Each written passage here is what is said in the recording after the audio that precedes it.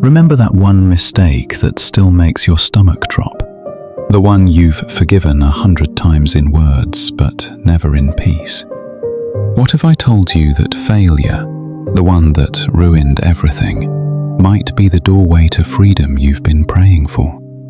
Stay with me, because by the end of this video, you'll know how to stop punishing yourself for what's already been redeemed. Guilt isn't moral clarity, it's emotional gravity. It keeps you orbiting the past, even when grace has already opened the sky. We'll break that orbit today. Think of the moment you wish you could erase. Picture it clearly. Feel how heavy it still is. Now imagine setting it down without needing to earn forgiveness first. That's where we're going. You've carried that weight long enough. In the next few minutes, I'll show you how failure can become a teacher, not a sentence. But first, what if your greatest regret is secretly your most sacred lesson? Guilt is clever. It doesn't scream, it whispers. Usually right after a quiet moment when you finally start to feel okay again. It says, "Don't forget what you did." And suddenly peace feels like betrayal, like you're not allowed to rest because the past hasn't earned it. But here's the truth. Guilt and growth can't share the same space for long. One will always crowd the other out. You think holding on keeps you responsible, but it only keeps you stuck. Your mind replays the worst version of you like it's proof that change isn't real. But the moment you admit, "I was wrong, but I'm not ruined," the cycle begins to crack.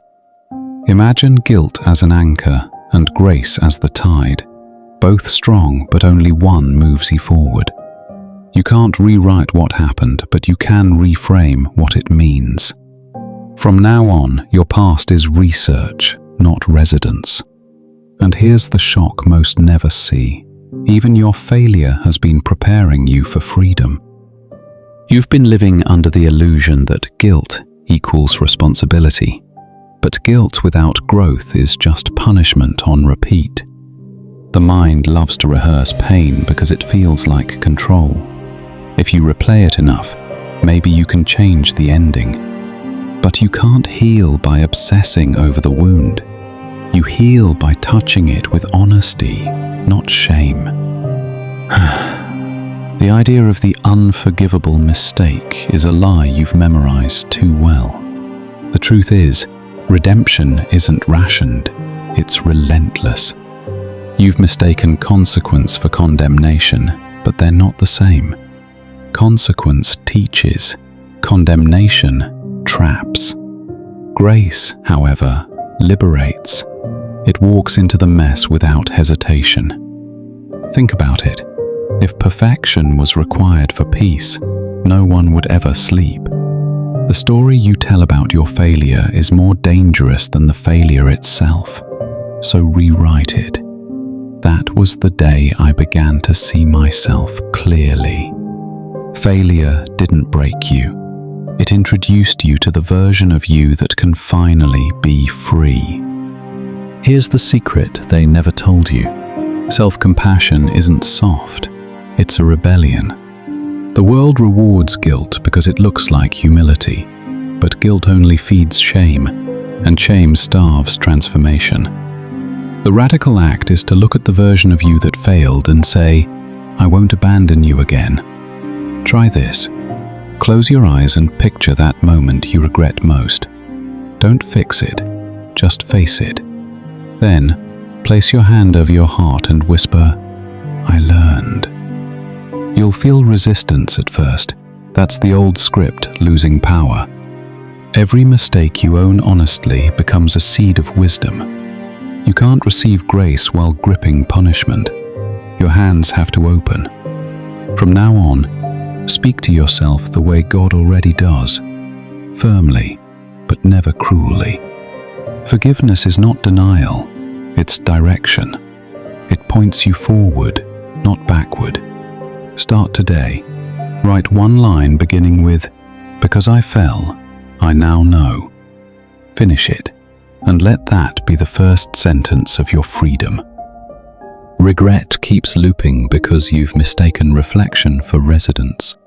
You visit the past to understand it, but somewhere along the way you start living there. Every what if becomes a lock, and every memory another room you can't escape.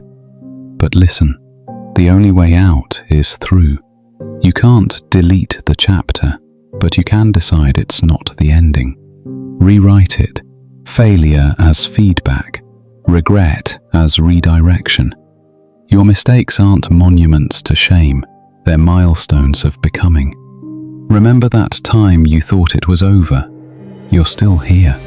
That means grace outran guilt again. Growth isn't loud, it's steady, almost invisible, like dawn creeping through blinds. You wake one morning and realize the story no longer hurts the same. That's healing. That's grace doing its quiet work. So ask yourself now, what part of your past deserves a kinder narrator? Maybe that's your first miracle, changing the tone of your own story before the next chapter begins. Grace isn't a prize for the fixed, it's a home for the broken. You don't earn it, you return to it. That's what most never understand. Redemption isn't a transaction, it's recognition. God isn't waiting at the finish line, He's kneeling beside you in the dust. Every failure that shamed you has already been seen, named, and folded into mercy. You don't have to prove you've changed for grace to begin its work. It began long before you fell.